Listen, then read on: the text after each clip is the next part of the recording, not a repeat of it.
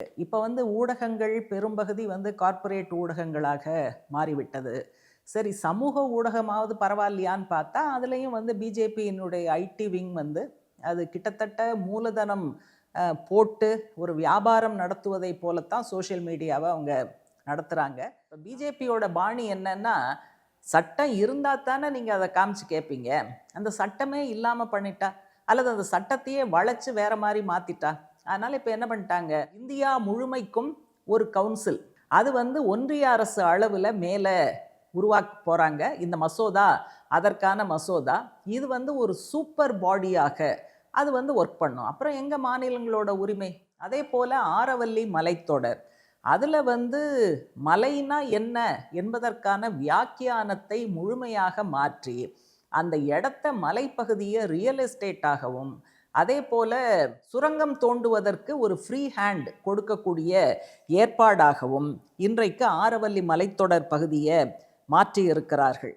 நம்ம கவலைப்பட வேண்டிய பாலஸ்தீன பிரச்சனை, அங்கு நடந்த இனப்படுகொலை, இஸ்ரேல் முதல் குற்றவாளின்னா அதற்கு பக்கபலமாக இருந்தது அமெரிக்க ஏகாதிபத்தியம். நம்முடைய அண்டை நாடான பங்களாதேஷ்ல ஏராளமான கவலைக்குரிய டெவலப்மெண்ட்ஸ் நடந்துகிட்டு இருக்கு. ஏன்னா அங்க இந்த மாதிரி பிரச்சனை, அங்கு சிறுபான்மையினராக இருக்கக்கூடிய இந்துக்கள் கொல்லப்படும் போது, அந்த அநீதி அங்கு நடக்கும்போது, இங்க சங் பரிவாரம் இஸ்லாமியர்களுக்கு எதிராக அதை திசை திருப்புவதற்கு அதை பயன்படுத்துறாங்க. அப்ப இந்த மாதிரியான டெவலப்மெண்ட்ஸ் ரெண்டு நாடுகள்லையும் இருக்கக்கூடிய கம்யூனல் எலிமெண்ட்ஸ், வகுப்புவாத சக்திகளுடைய கரங்களை பலப்படுத்துவதாக இருக்கிறது அப்படிங்கிறதையும் சேர்த்து தான் நம்ம பங்களாதேஷ் டெவலப்மெண்ட்டை பார்க்கும்போது சேர்த்து பார்க்கணும். 100 நாள் வேலை பேரை மட்டும் மாத்தல, உள்ளடக்கத்தையே காலி செய்தார்கள் அப்படிங்கிறது நமக்கு சொல்லிக்கிட்டே போகலாம். அனைவருக்கும் வணக்கம். பீப்புள்ஸ் டெமோக்ரஸி டிசம்பர் 22, 28 வாரத்துக்கான தலையங்கம். புத்தாண்டு பிறக்க இருப்பதை ஒட்டி நடந்து முடிந்த 2025, நடக்க இருக்கிற 2026, இந்த இரண்டை குறித்த ஒரு விவரணை, வர்ணிப்பு அப்படிங்கிறது தான் தலையங்கத்தினுடைய சாராம்சமாக இருக்கிறது. முதல்ல பீப்புள்ஸ் டெமோக்ரஸி சார்பாக புத்தாண்டு வாழ்த்துக்கள் தலையங்கத்தின் மூலமாக அனைத்து வாசகர்களுக்கும் தெரிவிக்கப்பட்டிருக்கு. முதல்ல நம்ம என்ன பார்க்க வேண்டி இருக்குன்னா, 2025 எப்படி இருந்தது என்று பார்ப்பதற்கு முன்னால், ஒரு பத்திரிகை, தொழிலாளி வர்க்க கட்சி நடத்துகிற பத்திரிகை அப்படிங்கிற அடிப்படையில் பீப்புள்ஸ் டெமோக்ரஸியினுடைய அடிப்படை அணுகுமுறை எப்படி இருக்கும், எப்படி இருந்தது, அது எப்படி தொடரும் அப்படிங்கிற ஒரு விஷயத்தை முதல்ல சொல்ல வேண்டியிருக்கு. இப்போ ஊடகங்கள் பெரும்பகுதி கார்ப்பரேட் ஊடகங்களாக மாறிவிட்டது. சரி, சமூக ஊடகமாவது பரவாயில்லையான்னு பார்த்தா, அதுலேயும் பிஜேபியினுடைய ஐடி விங் அது கிட்டத்தட்ட மூலதனம் போட்டு ஒரு வியாபாரம் நடத்துவதை போலத்தான் சோஷியல் மீடியாவை அவங்க நடத்துகிறாங்க. காசு கொடுத்து ஆள் வச்சு வெறுப்பு அரசியல், எதிர்கருத்து சொல்பவர்களை வேட்டையாடுவது, ட்ரோல் செய்வது, இந்த மாதிரி வேலைகள் தான் அவங்க சோஷியல் மீடியாவையும் கிட்டத்தட்ட அந்த நிலைமைக்கு கொண்டு வந்துட்டாங்க. அப்போ இந்த மாதிரியான ஒரு கொடூரமான சுற்றுச்சூழல், ஊடக சூழல்ல பீப்புள்ஸ் டெமோக்ரஸி வாசகர்களுக்கு, மக்களுக்கு ஒரு உத்தரவாதத்தை கண்டிப்பாக தருகிறது. இந்த மாதிரியான குப்பைகள், வெறுப்பு அரசியல், இதையெல்லாம் அகற்றிவிட்டு மக்கள் நலனை மையப்படுத்துகிற மாற்று அரசியல், அதை முன்னெடுக்கக்கூடிய அந்த கடமையை பீப்புள்ஸ் டெமோக்ரஸி வரக்கூடிய 2026ஆம் வருடத்திலும் தொடர்ந்து செய்யும் அப்படிங்கிறது முதல்ல தலையங்கத்தில் உத்தரவாதப்படுத்தப்பட்டிருக்கு. அடுத்தது நம்ம பொதுவாக மக்கள் அப்படிங்கிற வார்த்தையை ரொம்ப லூஸாக யூஸ் பண்ணுவோம். மக்கள் மக்கள்னு, எல்லாருமே மக்கள் மக்கள்னு தான் பேசுகிறாங்க. அம்பானி அதானியும் மக்கள் தான், நாமளும் மக்கள் தான், ஏழைகள் மக்கள் தான், அப்படியெல்லாம் தான் வருது. அப்போ மக்கள் என்று சொல்லும்போது அந்த கலெக்டிவ், அது யார் மேலே அதிகமான கவனம் செலுத்தணும் அப்படின்னு வரும்போது முதல்ல உழைப்பாளி மக்கள், அதில் குறிப்பாக தொழிலாளி வர்க்கம், விவசாயிகள், அதே போல் பல்வேறு விதமான சமூக ஒடுக்குமுறையினால் பாதிக்கப்படக்கூடிய பகுதியினர், பெண்கள், தலித்துகள், பழங்குடி மக்கள், ஓரளவு சிறுபான்மை மக்கள், மிகவும் பிற்படுத்தப்பட்டவர்கள், அதே போல் இந்த மக்கள் தொகையினுடைய மையமான பிரிவு அப்படிங்கிற முறையில் இளைஞர்கள், இவங்க எல்லாரும் தான் வந்து மக்கள்னு சொல்லும்போது நம்ம அதிகமாக கவனம் செலுத்த வேண்டிய பகுதி. இந்த பகுதியினர் வந்து வாழ்வது, கண்ணியமாக வாழ்வதுங்கிறதே 2025ல் மிகப்பெரிய சவாலுக்கு உட்படுத்தப்பட்டது அப்படிங்கிறத நம்ம பார்க்குறோம். 2025ஆம் வருடம் வந்து ஒரு மிகப்பெரிய அளவில் பொருளாதார இடைவெளி இந்தியாவில் அதிகமாக இருந்தது அப்படிங்கிற விவரத்தை, யதார்த்தத்தை வெளிக்கொண்டு வந்திருக்கக்கூடிய வருடமாக பார்க்கணும். முந்தின வார தலையங்கம் குறிப்பாக இது பற்றி தான் டீல் பண்ணுச்சு. உலக பொருளாதார சமத்துவமின்மை பற்றி தான் அந்த தலையங்கம் இருந்தது. இதுலேயும் அதில் ஒரு புள்ளி விவரம் எடுத்து கொடுக்கப்பட்டிருக்கு. இந்திய மக்கள் தொகையில் டாப்பில் இருக்கிற 1% இந்தியாவினுடைய செல்வங்களில் 40% கையில் வைத்திருக்கிறது அப்படிங்கிறது. இப்போ இந்த மாதிரி விவரங்கள் எப்படி வந்தது? உலகத்தில் பல நாடுகளில் இருக்கக்கூடிய அறிவுஜீவிகள், பொருளாதார நிபுணர்கள், ஸ்காலர்ஸ், ஆராய்ச்சியாளர்கள் இவங்கள்லாம் சேர்ந்து தான் இந்த விவரங்களை கேதர் பண்ணி ஒரு அறிக்கையாக இன்னைக்கு உலகத்தின் முன்னால் வைத்திருக்கிறார்கள். அப்போ வந்து செல்வங்கள் எப்படி ஒரு வெட்கப்பட வேண்டிய அளவுக்கு ஒரு சிலர் கையில் குவிகிறது. பெரும்பாலான உழைப்பாளி மக்கள், நம்ம ஏற்கனவே பார்த்த அந்த பட்டியலில் இருக்கக்கூடிய மக்கள் எந்த அளவுக்கு மேலும் மேலும் பிரச்சனைகளை சந்தித்து கொண்டு இருக்கிறார்கள் அப்படின்னு இந்த பத்திரிகையினுடைய தலையங்கத்தில் நம்ம தொடர்ந்து சொல்கிற விஷயங்கள் உண்மைதான் அப்படிங்கிறத இந்த அறிவுஜீவிகள்லாம் சேர்ந்து தயாரித்திருக்கக்கூடிய அறிக்கை வந்து வெளிப்படுத்திய ஆண்டாக 2025 இருந்தது அப்படின்னு நம்ம சொல்லலாம். பொருளாதார இடைவெளிங்கிற மிகப்பெரிய பிரச்சனையோடு சேர்த்து வேலையின்மை அப்படிங்கிறதும் வந்து ரொம்ப உச்சபட்சத்தில் இருந்த வருடமாக 2025 இருந்தது அப்படிங்கிறத பார்க்குறோம். இந்த அரசு வந்து ஜிடிபின்னு வந்து ஒரு ஒற்றை பரிமாணம், அந்த ஃபிகர் தான் ஜிடிபி என்ன பர்சன்டேஜ், அது உண்மையா பொய்யாங்கிறது ஒரு பக்கம், அதையே தான் சொல்லிக்கிட்டு இருக்காங்க. பிரச்சனை என்னன்னா ஜிடிபி எந்த உயரத்துக்கு வேணாலும் போகட்டும், அந்த வளர்ச்சியினுடைய பலன் அனைத்து மக்களுக்கும் வந்ததா அப்படின்னு ஒரு கேள்வி எழுப்பினா இல்லை. ஏற்கனவே இந்த பொருளாதார இடைவெளி எவ்வளோ மோசமாக இருக்குது அப்படிங்கிறத பார்த்தோம். ஏற்கனவே இவ்வளவு மோசமான சூழல்ல 2025 பிற்பகுதியில் தொடர்ந்து இந்த அரசு கொண்டு வந்த பல சட்டங்கள், எடுத்த நடவடிக்கைகள் அனைத்து பகுதி மக்கள் மீதும் பெரிய இடியாகத்தான் விழுந்திருக்கின்றன. அதில் வந்து லேபர் கோட் நமக்கு தெரியும். 100 நாள் வேலை வந்து பேரை மட்டும் மாற்றலை, உள்ளடக்கத்தையே காலி செய்தார்கள் அப்படிங்கிறது நமக்கு தெரியும். அதே போல் உயர்கல்வியை இன்னும் வணிகமயமாக்க, வகுப்புவாத மயமாக்க ஒரு சட்டம், இந்த மாதிரி தொடர்ச்சியாக நம்ம வந்து சொல்லிக்கிட்டே போகலாம். அதனால் ஏற்கனவே பொருளாதார இடைவெளி, ஏழைகள் இன்னும் ஏழைகளாகி கொண்டு இருக்கக்கூடிய சூழலில் கூடுதலாக இந்த காலகட்டத்தில் அரசு எடுத்திருக்கக்கூடிய நடவடிக்கைகள் வந்து நிலைமையை சீர் செய்ய உதவலை, நிலைமையை இன்னும் படுமோசமாக ஆக்குகிறது அப்படிங்கிறது தான். இப்போ இந்த உயர்கல்வி நம்ம சொன்னோம், உயர்கல்வி ஏற்கனவே ஏழை குடும்பங்களைச் சேர்ந்த மாணவர்களுக்கு எட்டாக்கனியாக மெல்ல மெல்ல மாறிக்கொண்டு இருக்கிறது. இப்போ வந்து ஒரு மசோதாவை தாக்கல் பண்ணாங்க. அதில் என்னன்னா முழுக்க முழுக்க உயர்கல்வியை வணிகமயமாக்குவது, கார்ப்பரேட் மயமாக்குவது. நீங்கள் வந்து கல்வின்னு சொன்னால் அது வந்து மாநிலங்களுக்கான உரிமையும் இணைந்தது தான், பொதுப்பட்டியலில் இருக்குது. அதனால் மாநில உரிமைகளை முற்றாக அழித்துவிட்டு பல அரசு பள்ளிகளை மூட வேண்டிய ஒரு நிர்பந்தத்தை உருவாக்குகிற கொள்கை தான் இவங்களோட கொள்கை.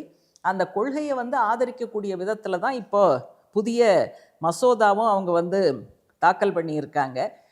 இதில் வந்து மாநிலங்கள் ஒவ்வொரு சமயமும் உள்ளே பூந்து இது வந்து பொதுப்பட்டியலில் இருக்குது, நாங்கள் தான் முடிவெடுப்போம், எங்களை நீங்கள் கன்சல்ட் பண்ணோம், மாநில உரிமைகள் மீறப்படுகிறது அப்படின்னு நம்ம சொல்கிறோம். இப்போ பிஜேபியோட பாணி என்னன்னா, சட்டம் இருந்தால் தானே நீங்கள் அதை காமிச்சு கேட்பீங்க, அந்த சட்டமே இல்லாமல் பண்ணிட்டா அல்லது அந்த சட்டத்தையே வளைச்சு வேற மாதிரி மாற்றிட்டா.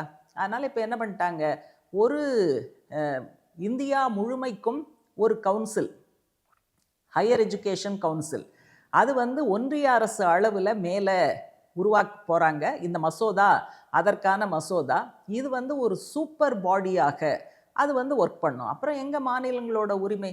அப்போ சட்ட ரீதியாக அதிகாரப்பூர்வமாக மாநிலங்களுடைய உரிமையை அடித்து நொறுக்கி இந்த மாதிரி ஒரு சூப்பர் பாடி, ஒரு சூப்பர் ஹையர் எஜுகேஷன் கவுன்சிலை உருவாக்குவதற்கான முயற்சியையும் அவங்க வந்து செஞ்சுக்கிட்டு இருக்காங்கங்கிறத பார்க்கணும். அடுத்து ஒரு நம்முடைய அரசமைப்பு சட்டம் சமத்துவம் பற்றி பேசுகிறது, நீதி நியாயம் பற்றி பேசுகிறது. அது சம்பந்தமாக 2025 என்ன நடந்தது அப்படின்னு நம்ம பார்த்தோம்னா, அதில் ஒன்று சாதிவாரியான கணக்கெடுப்பு. அதை பற்றி நிறையா பேச்சு விவாதம் நடந்தாலும் இன்னைக்கு வரைக்கும் ஒன்றிய அரசு அதற்கான எந்த கான்க்ரீட்டான முயற்சியையும் நம்ம அவங்க எடுக்கலைங்கிறத பார்க்குறோம். இன்னொரு பக்கம் தலித் மக்களும் ஆதிவாசி மக்களும் மிக கடுமையான தாக்குதல்களை சந்தித்த ஆண்டாகவும் 2025 இருந்திருக்கு. கார்ப்பரேட்டுகளுடைய லாபம் ஈட்டுகிற அந்த பேராசை எல்லை கடந்து போனதன் விளைவாக சுற்றுச்சூழல் பாதிப்பு, இயற்கை வளங்கள் கொள்ளையடிக்கப்படுவது, இதுவும் மிக அதிகமாக நடந்த ஆண்டாக 2025 சொல்ல முடியும். ஜல், ஜங்கல், ஜமீன் அப்படின்னு சொல்கிறாங்க. அதாவது நீராதாரம், அதே போல் நில உரிமை, வன உரிமை, இந்த மாதிரியான மூன்றுமே கார்ப்பரேட்டுகளுடைய மிகப்பெரிய லாப வேட்கையினால் அடிபட்டு போகிறது. அப்போ கார்ப்பரேட்டுகளுக்கு அந்த இடம் வேணும், சுரங்கம் தோண்ட அந்த இடம் வேணும்னா இயல்பாகவே அங்கே குடியிருக்கக்கூடிய மக்கள், குறிப்பாக ஆதிவாசிகள் வெளியேற்றப்படுவது, இந்த மாதிரியான பிரச்சனைகள்லாம் இதோடு இணைந்து வரக்கூடிய விஷயம். அதே போல் இன்னைக்கு காலநிலை மாற்றம், பருவநிலை மாற்றம்ங்கிற விஷயங்கள், சுற்றுச்சூழல் பற்றி பேசுகிறோம். காற்று மாசுபடுவது டெல்லி நமக்கு கண் முன்னால் தெரியுது. இது எல்லா பெருநகரங்களுக்கும் வரக்கூடிய வாய்ப்புங்கிறது இருக்குது. அதே போல் ஆரவல்லி மலைத்தொடர், அதில் மலைனா என்ன என்பதற்கான வியாக்கியானத்தை முழுமையாக மாற்றி அந்த இடத்த மலைப்பகுதியை ரியல் எஸ்டேட்டாகவும், அதே போல் சுரங்கம் தோண்டுவதற்கு ஒரு ஃப்ரீ ஹேண்ட் கொடுக்கக்கூடிய ஏற்பாடாகவும் இன்றைக்கு ஆரவல்லி மலைத்தொடர் பகுதியை மாற்றி இருக்கிறார்கள். பொதுவாக இந்த மாதிரி பல பிரச்சனைகள், நம்ம மேலே சொன்ன பிரச்சனைகள் எல்லாத்தையும் பாதிக்குது அப்படின்னா கூட சமூகத்தினுடைய விளிம்பில் இருப்பவர்களை கூடுதலாக பாதிக்கிறது. பெண்கள், தலித்துகள், பழங்குடி மக்கள், இவங்கள்லாம் கூடுதலாக இதில் பாதிக்கப்படுறாங்க. குறிப்பாக பிஜேபி ஆர்எஸ்எஸ் பேசக்கூடிய இந்துத்துவ சித்தாந்தம், பிராமணிய மனுவாத கோட்பாடு கூடுதலாக நம்ம சொன்ன இந்த பகுதியினர், பெண்கள் உட்பட இந்த பகுதியினரை குறிவைத்து தாக்குகிறது. அதனால கருத்தியல் தளத்திலையும் அட்டாக் நடந்துகிட்டு இருக்கு, ஃபீல்டுலையும் அட்டாக் நடந்துகிட்டு இருக்கு அப்படிங்கிறத நம்ம கவனத்தில் எடுக்கணும். இப்போ இதெல்லாம் நடந்ததுன்னு சொன்னால் அப்போ அரசியல் ஜனநாயகம் என்ன பாடுபடும், அல்லது மதச்சார்பின்மை என்ன பாடுபடும் அப்படிங்கிறத நம்ம புரிஞ்சுக்க முடியும். 2025 பிற்பகுதியில் நம்ம பார்த்த ரொம்ப ரொம்ப முக்கியமான விஷயம், நாடாளுமன்ற ஜனநாயகத்தினுடைய மைய புள்ளியான வாக்குரிமை, அது அடிபடக்கூடிய ஒரு மிகப்பெரிய எக்ஸசைஸ் எஸ்ஐஆருங்கிற பேரில் நடந்தது அப்படிங்கிறதையும் நம்ம கவனத்தில் எடுக்கணும். இன்னொரு பக்கம் கார்ப்பரேட்டுகளுடைய முழுமையான ஆதரவு பிஜேபிக்கு தான் இருக்குங்கிறதுக்கு நம்ம புதுசாக புள்ளி விவரத்தை தேடி போக வேண்டாம். தேர்தல் பத்திரங்கள் இருந்த காலத்தில் ஒரு மிக பெரும்பான்மையான கார்ப்பரேட் நன்கொடை அவங்களுக்கு தான் போச்சு. இப்போ தேர்தல் பத்திரம் ரத்து செய்யப்பட்ட பின்னாலும் கூட தேர்தல் அறக்கட்டளைகள் அப்படிங்கிற பேரில் நிறைய கார்ப்பரேட்டுகள் அதன் மூலமாக நன்கொடை பிஜேபிக்கு கொடுக்குறாங்க.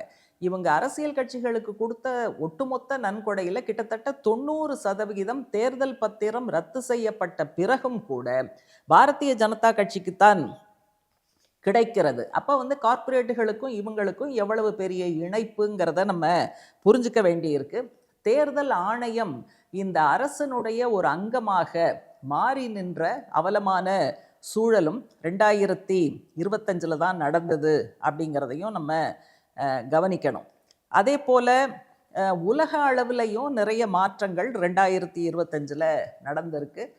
நம்ம கவலைப்பட வேண்டிய பாலஸ்தீன பிரச்சனை, அங்கு நடந்த இனப்படுகொலை, இஸ்ரேல் முதல் குற்றவாளின்னா அதற்கு பக்கபலமாக இருந்தது அமெரிக்க ஏகாதிபத்தியம், இதெல்லாம் உலக அளவில் நம்ம கவலையோடு பார்க்க வேண்டிய விஷயம். ஆனால் அதே சமயம் அதில் மகிழ்ச்சி அளிக்கக்கூடிய விஷயம் என்னன்னா, உலக அளவில் பல நாடுகளில் மக்கள் ஒன்று திரண்டு இஸ்ரேலை கண்டித்து, அமெரிக்க ஏகாதிபத்தியத்தை கண்டித்து வீதிக்கு வந்தார்கள் அப்படிங்கிறது ரொம்ப ரொம்ப முக்கியமான விஷயமாக பார்க்குறோம். மக்களுடைய இந்த வற்புறுத்தல் காரணமாக பல நாடுகளுடைய அரசுகள் கடந்த காலத்துல இஸ்ரேலை ஆதரித்து கொண்டிருந்த நாடுகள் உட்பட போர் நிறுத்தம் வேண்டும் அப்படின்னு நிர்பந்தம் கொடுக்கக்கூடிய ஒரு இடத்திற்கு தள்ளப்பட்டார்கள். அதனால உலக அளவில் மக்கள் காட்டி இருக்கக்கூடிய இந்த உணர்வு அப்படிங்கிறதும் 2025 நம்ம பதிவு செய்து பாராட்ட வேண்டிய விஷயமாக பார்க்கணும். அமெரிக்க ஏகாதிபத்தியம் தொடர்ந்து அதனுடைய ஆக்கிரமிப்பு நடவடிக்கைகள், தலையீட்டு நடவடிக்கைகளை பண்ணுது. அதில் லேட்டஸ்டாக 2025 கடைசியில் நம்ம பார்த்தோம்னா வெனிசுவேலா மீதான தாக்குதல், அதையும் நம்ம கணக்கில் எடுக்க வேண்டியிருக்கு. ஆனால் இந்த ஆண்டு 2025 கூடுதலாக அமெரிக்க ஏகாதிபத்தியத்தினுடைய ஒரு துருவ உலகத்திற்கு எதிராக பிரதேச வாரியான ஒத்துழைப்பு, பல துருவ ஏற்பாடு, மல்டி போலாரிட்டிங்கிறது கொஞ்சம் 2025 அதிகரித்து வந்திருக்கிறது, முன்னுக்கு வந்திருக்கிறது அப்படிங்கிறதையும் நம்ம பாசிட்டிவாக கணக்கில் எடுக்கணும். ட்ரம்ப்போட டாரிஃப் டெரரிசம் உச்சத்துக்கு வந்தது அப்படிங்கிறதும் 2025 தான். நம்முடைய அண்டை நாடான பங்களாதேஷில் ஏராளமான கவலைக்குரிய டெவலப்மெண்ட்ஸ் நடந்துக்கிட்டு இருக்கு. அங்கே நடக்கக்கூடிய வன்முறை மற்ற விஷயங்கள், அங்கே இஸ்லாமிய அடிப்படைவாத பழமைவாத சக்திகள் அடுத்து நடக்கக்கூடிய தேர்தலில் ஆட்சியை பிடிப்பதற்காக இப்போதிலிருந்தே பல மோசமான நடவடிக்கையில் இறங்கி கொண்டு இருக்கிறார்கள். அது என்னன்னா, அங்கே இந்த மாதிரி பிரச்சனை, அங்கு சிறுபான்மையினராக இருக்கக்கூடிய இந்துக்கள் கொல்லப்படும் போது, அந்த அநீதி அங்கு நடக்கும்போது இங்கே சங் பரிவாரம் இஸ்லாமியர்களுக்கு எதிராக அதை திசை திருப்புவதற்கு அதை பயன்படுத்துகிறாங்க. அப்போ இந்த மாதிரியான டெவலப்மெண்ட்ஸ் ரெண்டு நாடுகள்லையும் இருக்கக்கூடிய கம்யூனல் எலிமெண்ட்ஸ், வகுப்புவாத சக்திகளுடைய கரங்களை பலப்படுத்துவதாக இருக்கிறது அப்படிங்கிறதையும் சேர்த்து தான் நம்ம பங்களாதேஷ் டெவலப்மெண்ட்டை பார்க்கும்போது சேர்த்து பார்க்கணும். இதுவும் 2025. அதனால் சுருக்கமாக சொல்ல போனால் 2025 இவ்வளவு முக்கியமான விஷயங்கள். அப்போ இதுதான் ட்ரெண்டுன்னு சொன்னால் 2026 இதை விட மோசமாகத்தான் அமையும். இந்த இடத்துல தலையங்கம் சார்ல்ஸ் டிக்கன்ஸ் எழுதின டேல் ஆஃப் டூ சிட்டிஸ், அதில் அவர் பயன்படுத்திய 2 ஃப்ரேஸ் அதை எடுக்கிறாங்க. ஒன்று வின்டர் ஆஃப் டெஸ்பேர் அப்படின்னா விரக்தியின் குளிர்காலம் அல்லது பனிக்காலம். அடுத்தது ஸ்ப்ரிங் ஆஃப் ஹோப், நம்பிக்கையின் வசந்த காலம். இந்த 2 ஃப்ரேஸை அவர் அந்த நாவலில் பயன்படுத்தியிருப்பார். அப்போது 2025 விரக்தியினுடைய, சோர்வினுடைய, துன்பத்தினுடைய கடும் குளிர் அடிக்கக்கூடிய காலமாக இருந்தது அப்படிங்கிறதுனால அதை நம்ம 2026 அப்படியே தொடரட்டும்னு விட முடியாது. நம்பிக்கையின் வசந்த காலமாக 2026 மாற்ற வேண்டிய அவசியம் இருக்குது. இப்போவே பிப்ரவரி 12 தொழிற்சங்கங்கள் இணைந்து வேலை நிறுத்த அறைகூவல், அதை எஸ்கேஎம் என்று நாம் அழைக்கிற விவசாய சங்கங்களின் கூட்டமைப்பு அதை ஆதரிச்சிருக்கிறாங்க. இந்த அரசாங்கம் கொண்டு வந்த பல சட்டங்கள், திட்டங்கள், இதில் பாதிக்கப்பட்ட மக்கள் முழுக்க வீதிக்கு வருவதற்கான வாய்ப்பு நிறைய 2026 இருக்குது. அதனால் இந்த நம்பிக்கை அளிக்கக்கூடிய வசந்தம் அப்படிங்கிறத நம்ம கூடுதலாக கொண்டு வரணும்னா அது போராட்டங்களின் மூலமாகத்தான் நம்ம பண்ண முடியும். இந்த சாதி மதம்னு தூண்டி விடுவதையெல்லாம் புறக்கணித்து மக்கள் மத்தியில் ஒரு ஒற்றுமை, போராட்ட ஒற்றுமை என்பது கட்டப்படுவதற்கான வாய்ப்பு 2026 நிச்சயமாக இருக்கிறது. அதனால் ஒரு பரந்த ஒற்றுமையை மக்கள் மத்தியில் கட்டி உழைப்பாளி மக்களை எல்லாம் ஒன்றிணைத்து இந்த அரசனுடைய கொள்கைகளுக்கு எதிராக நவீன தாராளமய கொள்கைகள், அதே போல வகுப்புவாத கொள்கைகள், வெறுப்பு அரசியலுக்கு எதிராக நம்ம களத்தில் இறங்கும் போது ஒரு மாற்றத்தை கொண்டு வர முடியும். 2026 அப்படியான மாற்றத்தை முன்னெடுக்கக்கூடிய ஆண்டாக அமைய வேண்டும் என்பதுதான் தலையங்கத்தினுடைய சாராம்சம்.